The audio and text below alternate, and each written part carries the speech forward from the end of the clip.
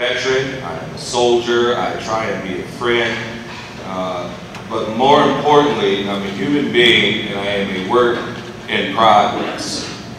My mom and dad taught us a great many things, which I know had to be difficult raising children in one of the most violent cities in America.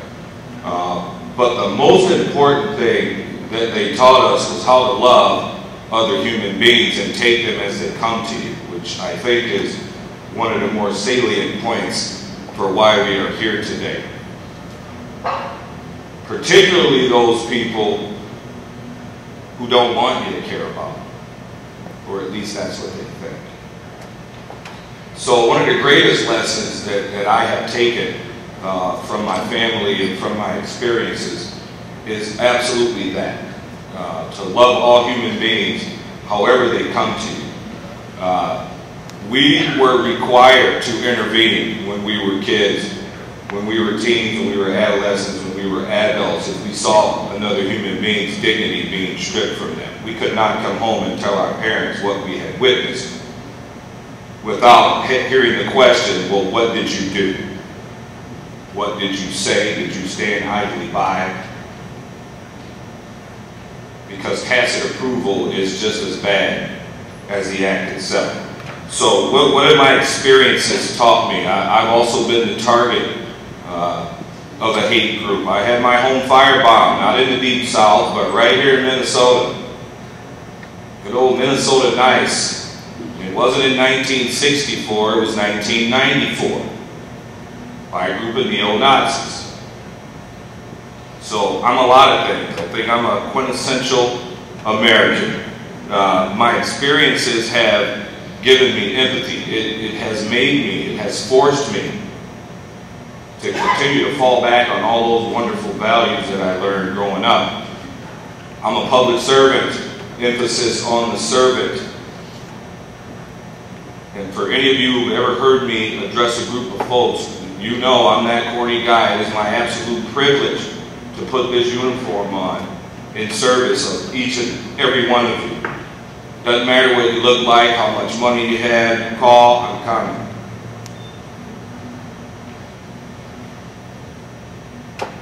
What am I doing to promote equity?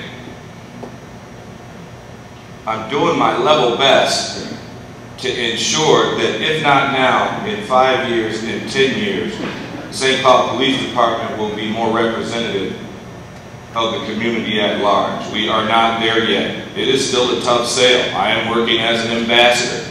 Unfortunately, there are still people that refer to St. Cloud as White Cloud, and that's how I know they haven't been here for a while. And so I intervene. I say something. Just like the Department of Homeland Security has taught us. If you see something, say something.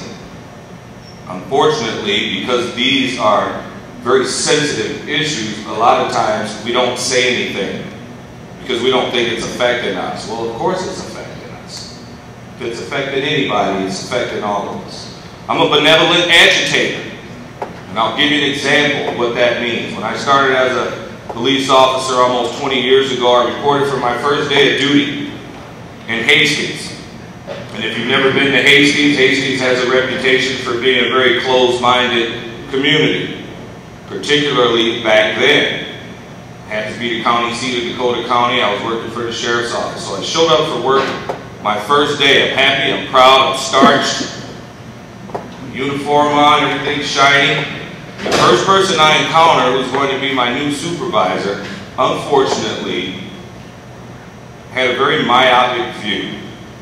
To put it bluntly, he was not fond of people of color, and that was no secret. And so I show up for work, I'm in the parking lot in my 12-year-old car, because I've been on the grind, working 3 jobs, whatever I needed to do to get through.